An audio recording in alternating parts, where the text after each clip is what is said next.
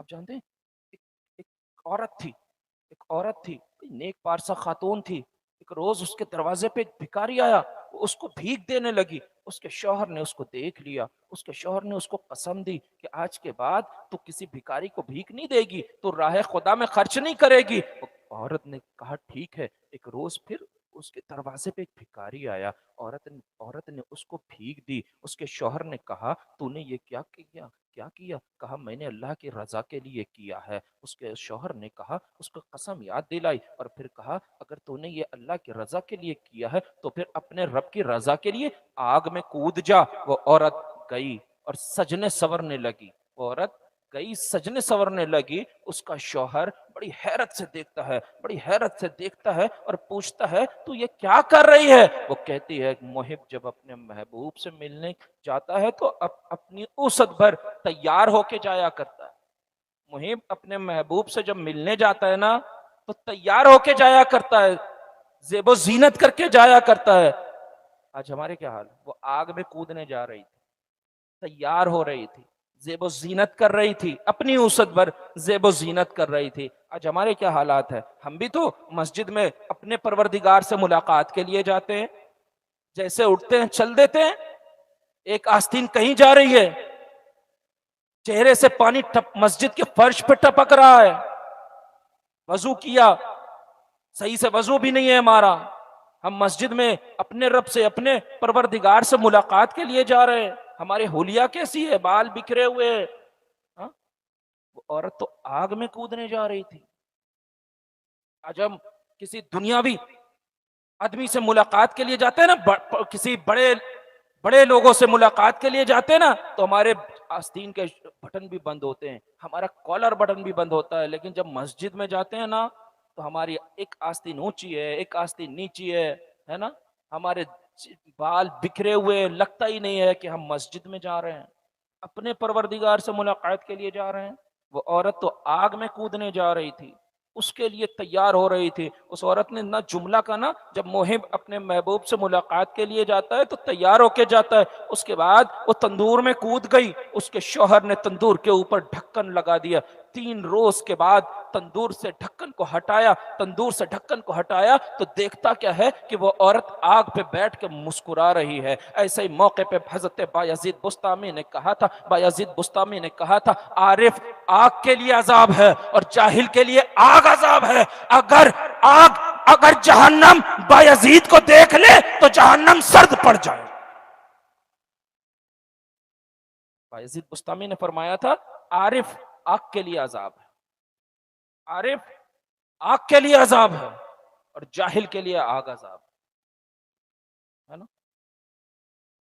आज हम कहां, हमारे लिए क्या अजाब?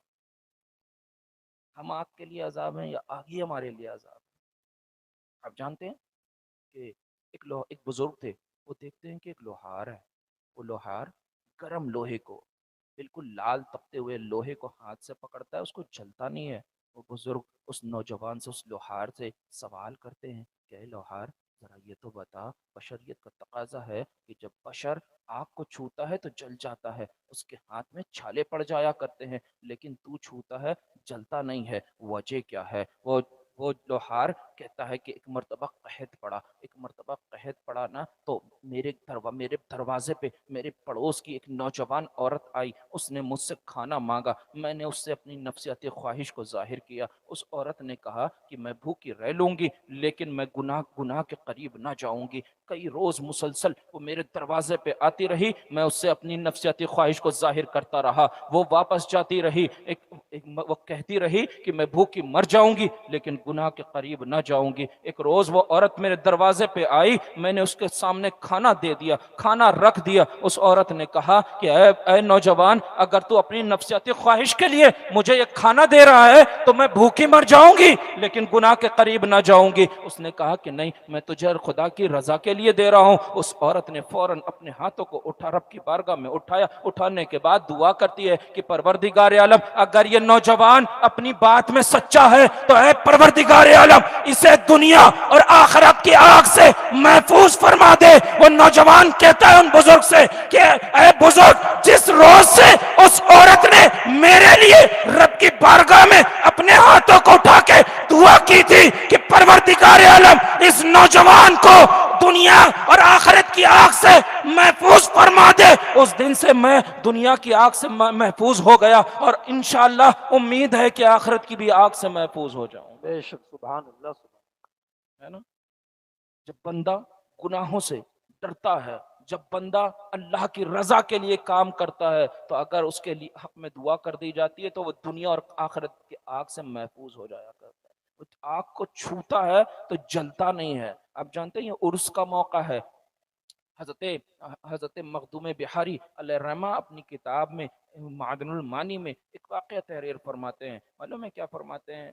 सोच गौर करने वाली बात है। आप फरमाते हैं कि जब बंदा मोमिन इंतकाल कर जाता है तो जो किरामन कातिबीन है ना, दोनों कंधों पे फरिश्ते हैं ना, ये फरिश्ते रब की बारगाह में अर्ज करते हैं कि ऐ परवरदिगार आलम, ये तो अपनी सज़ा और जज़ा को पहुंच गया। ऐ परवरदिगार आलम, तो मुझे हुक्म दे, मैं भी आसमान पे आकर तेरे फरिश्तों के दरमियान बैठकर तेरी तस्बीह और तहलील बयान फरमाऊं। खुदा ताला मना फरमाता है कि मुझे तुम्हारी तस्बीह और तहलील की कोई हाजत नहीं, कोई ज़रूरत नहीं। वो फरिश्ते पूछते हैं, ऐ परवरदिगार आलम, मेरे लिए क्या हुक्म है? जानते हैं वो मेरा रब क्या इरशाद फरमाता है? मेरा रब इरशाद फरमाता है, ऐ फरिश्तों, तुम मेरे इसी बंदे मोमिन की कब्र पर बैठकर मेरी तस्बीह और तहलील बयान करो। तुम्हारा तस्बीह और तहलील बयान करना इसके नामे अमाल में लिखा जाए। जब बंदा मोमिन होता है तो फरिश्ते उसकी कब्र के मुजावर बन जाया करते हैं। जब बंदा मोमिन होता है तो फरिश्ते उसकी कब्र के मुजावर बन जाया करते हैं। सैयद साहब क़िबला मौत के ताल्लुक से बयान फरमा रहे थे। आप जानते हैं एक मरतबा हजरत ईसा रूहुल्लाह एक मकाम से गुजरे तो देखा कि एक मोटा ताजा एक शख्स ऊंट चरा रहा था। एक मोटा ताजा ऊंट दूसरे ऊंटों को काट रहा था, दूसरे ऊँटों को परेशान कर रहा था। आज होता है ना हमारे इलाके में, अगर कोई पैसे वाला है तो वो दूसरों को, जो दबे लचे लोग होते हैं, उन्हें बहुत परेशान करता है। ऐसे ही वो ऊँट दूसरे ऊँटों को, कमजोर ऊँटों को काट रहा था। हजरत ईसा अलैहिस्सलाम ने उस ऊँट का कान पकड़ा और उसके ऊँट के कान में मालूम है क्या कहा कि ऐ ऊँट, तुझे भी मौत आना है। हजरत ईसा अलैहिस्सलाम चले गए। कुछ वक्त के बाद फिर आपका गुजर हुआ। देखा कि तमाम ऊँट चर रहे हैं, एक ऊँट लागर है, खड़ा हुआ है। हजरत ईसा अलैहिस्सलाम ने ऊँट के मालिक से पूछा, अरे ऊँट के मालिक, ये ऊँट इतना लागर क्यों है? कहने लगा, है हजरत रूहुल्लाह, एक रोज आपने इसके कान में कहा था कि तुझे भी मौत आना है। उस दिन से इसने खाना पीना छोड़ दिया है और ये इसी तरह खड़ा रहता लागर हो गया। जब जानवर को मालूम पड़ गया ना कि मौत आनी है, मौत के बारे में जानवर को मालूम पड़ गया, तो जानवर ने खाना पीना छोड़ दिया। मेरे आका मुस्तफ़ा जान रहमत इरशाद फरमाते हैं, अगर जानवर को मालूम पड़ जाए कि मौत आनी है, मौत के बारे में भी जानवर को भी मालूम पड़ जाए ना, तो तुमको यह तरो ताजा जानवर नहीं मिले, तुम्हें फरबा जानवर खाने को नहीं मिले, तुम्हारे हाथ नहीं लगे, है ना। तो बहरहाल ये उर्स का मौका है। हमें तो चाहिए कि हम जितने भी नेक अमल कर सकते हैं नेक अमल करें और खुदा खुदा का खौफ अपने दिल में पैदा करें। गुनाहों से दूर रहें, गुनाहों से बचते रहें। अपने आप को हम गुनाहों से बचा लेंगे तो यहाँ भी कामयाब हो जाएंगे और वहाँ भी कामयाब हो जाएंगे, है ना। यहाँ भी कामयाब हो जाएंगे, वहाँ भी कामयाब हो जाएंगे। हज़रत अनस बिन मालिक रज़ी अल्लाह तआला के तलमीज़ा हैं मोहम्मद हज़रत मोहम्मद हज़रत मोहम्मद फरमाते हैं, एक रोज़ शैतान ने रब की बारगाह में अर्ज़ किया, परवरदिगार आलम, परवरदिगार आलम, ज़रा सोचें कि हमारे जो काम है ना वो किसके वाले, सोचें हम। फरमाते हैं कि शैतान ने एक दिन रब की बारगाह में अर्ज़ किया कि परवरदिगार आलम, तूने बनी आदम के लिए इबादत खाने बनाए, घर बनाए, इबादत खाने बनाए। ऐ परवरदिगार, मेरा घर क्या कहाँ है? रब इरशाद फरमाता है, शैतान तेरा घर हमाम है। फिर शैतान कहता है कि परवरदिगार आलम, तूने इंसान के लिए मजलिस बनाई, तूने इंसान के लिए मजलिस बनाई। ऐ परवरदिगार, मेरी मजलिस क्या है? रब इरशाद फरमाता है शैतान तेरी मंजलिस बाजार है। आज जानते हैं बाजार में क्या होता है? किसी को गिराया जाता है, किसी को उठाया जाता है, इनकी बेइज्जती उनकी, उनकी बेइज्जती इनकी, तारीफ उनको, उनको गिराना, है ना? आज यही सब तो हो रहा है, आज बाजारों में यही तो हो रहा है ना। फिर शैतान कहता है कि परवरदिगार आलम तूने इंसान के लिए हदीस रखी, यानी कि सच्ची बात। मेरी हदीस क्या है, मेरी सच्ची बात क्या है? रब इरशाद फरमाता है दरोग कोई, झूठ, फ्रॉड। आज हम सोचे हम किस में मुब्तला, सोचे हम, दरोग कोई। शैतान कहता है परवरदिगार आलम तूने इंसान के लिए किताबत रखी, तूने इंसान के लिए किताबत रखी, लिखाई। मेरी किताबत क्या है? रब इरशाद फरमाता है तेरी किताब वशम। वशम जानते हैं? आज अक्सर नौजवान मिलते हैं कि हाथ पे कुछ गुदवाए हैं, हाथ पे कुछ गुदवाए हैं, फूल बनवाए हैं, है ना? कभी बहुत से लोग नौजवान मिलते हैं 786 लिखवा लेते हैं, समझते हैं बहुत सवाब का काम कर लिए। हाँ, टैटू, है ना? फिर शैतान कहता है परवरदिगार आलम तूने इंसान के लिए क़िरत रखी, मेरी क़िरत क्या है? मेरी क़िरत क्या है? तो रब इरशाद फरमाता है ऐ शैतान तेरी क़िरत मज़ामीर है, ढोल ताशा बाजा, है ना? अल्लाह इरशाद फरमाता है शैतान तेरी किताब, तेरी किताब, तेरी तिलावत, तेरी क़िरत, तेरी क़िरत अशार हैं, ये मोहब्बती अशार वगैरह वगैरह, गाने वगैरह वगैरह। फिर शैतान कहता है परवरदिगार आलम तूने इंसान के लिए आजान रखी, इंसान के लिए आजान रखी, मेरी आजान क्या है? मेरी आजान क्या है? तो रब इरशाद फरमाता है शैतान तेरी आजान मज़ामीर है, ढोल ताशा बाजा, सारंगी, मौसीकी वगैरह वगैरह। आज हमारे यहाँ शादियां होती है ना, तो जिस घर में शादी होती है तो वहाँ होना तो ये चाहिए कि रहमान की अजान हो, होता क्या है? शैतान की ढोलक बजती है, हाँ? ढोल ताशा बाजा। आज उर्स करते हैं हम, तो वहां जाके बुजुर्गान दीन के सरों पे होना ये चाहिए कि अपनी अजान, मुसलमानों की अजान दी जाए। होता यह है कि शैतान की अजान बजाई जाती है, ढोल ताशा बाजा, हाँ? फिर शैतान कहता है परवरदिगार आलम, और आज मालूम है आज हमारा, हम इश्क रसूल की बात करते हैं, आज हमारा इश्क रसूल जानते हैं क्या है? आज आजान होती रहती है अशहदु अन्ना मुहम्मद रसूलुल्लाह, मुअज्जिन पुकारता रहता है, लेकिन हमारे हाथ भी नहीं उठते कि हम हाथ उठा के अपने अंगूठे चूम के आंखों में लगा लें, और फिर हम इश्क रसूल की बात करते हैं।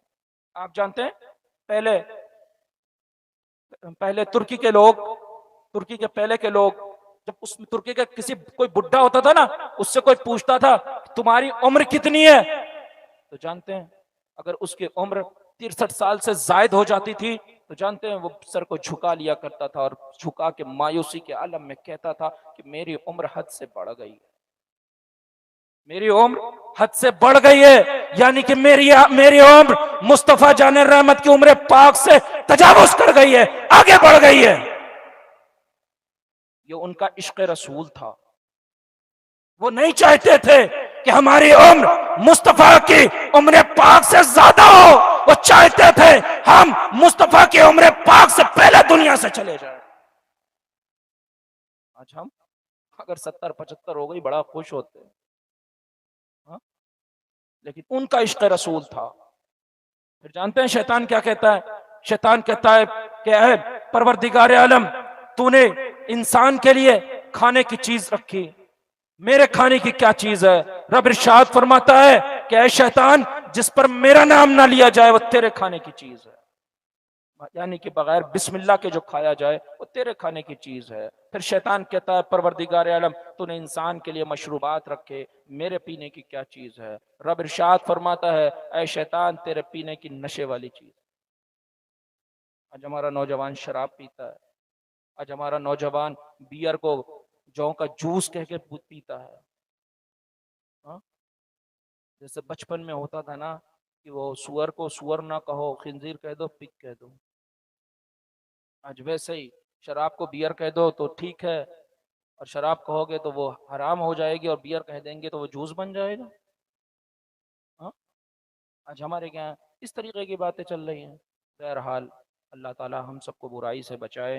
आप जानते हैं आज मौलाए कायनात मुश्किल कुशा शेर खुदा अली अल मुर्तज़ा का दिन है। हाँ? मौलाए कायनात के बचपन का जो ईमान लाने का वाक़या है ना, जनाब अबू तालिब ने मौलाए कायनात से कहा था कि अय अली, तुम मुस्तफ़ा जान रहमत के पास रहो, जो वो हुक्म दे तुम वो करो। एक रोज़ मौलाए कायनात मुश्किल कुशा देखते हैं कि अल्लाह के नबी सैयद आलम सल्लल्लाहु ताला अलैहि वसल्लम नमाज पढ़ रहे हैं। उस वक्त नमाज में सवाल जवाब का हुक्म था। मौलाए कायनात अल्लाह के नबी से पूछ सवाल करते हैं कि या रसूल अल्लाह, ये आप क्या कर रहे हैं? अल्लाह के नबी इरशाद फरमाते हैं, मैं नमाज पढ़ रहा हूँ, इसके जरिए खुदा की इबादत की जाती है। अय अली आओ तुम भी करो, अय अली आओ तुम भी करो। मौलाए कायनात सोचने लगते हैं कि मैं अपने वालिद जनाब अबू तालिब से तो पूछ लूं। मौलाए कायनात 3 कदम चलते हैं, चौथे कदम पे रुक जाते हैं, सोचने लगते हैं मेरे वालिद अबू तालिब ने तो कहा था कि जो मोहम्मद अरबी कहे तुम वो करना। अब वापस आते हैं, कलमा पढ़ते हैं। आप जानते हैं जो 3 कदम पे रुके, तो बहुत से बुजुर्गान दीन ने बयान फरमाया कि जो तीसरे कदम पे रुक, चौथे कदम पे रुके थे, ये हो सकता है ये भी एक वजह हो मौलाए कायनात के चौथे खलीफा होने की। मौलाए कायनात के चौथे खलीफा होने की ये भी एक वजह हो। आप जानते हैं मौलाए कायनात कौन है? एक मर्तबा अल्लाह के नबी सैयद आलम सल्लल्लाहु ताला अलैहि वसल्लम से एक सहाबी ने अर्ज किया, या रसूल अल्लाह, आपको सबसे ज्यादा महबूब कौन है? अल्लाह के नबी ने इरशाद फरमाया था कि बादल अंबिया अफजलुल बशर बित्तहकीक अबू बकर मुझे सबसे ज्यादा महबूब है। तो सहाबी ने कहा था, या रसूल अल्लाह और अली? तो अल्लाह के नबी ने फरमाया था, तुमने तो मेरी जान के बारे में सवाल कर दिया, तो मालूम ये पड़ा कि मुस्तफा जाने रहमत के महबूब को अबू बकर कहते हैं और मुस्तफा की जान को अली कहते हैं।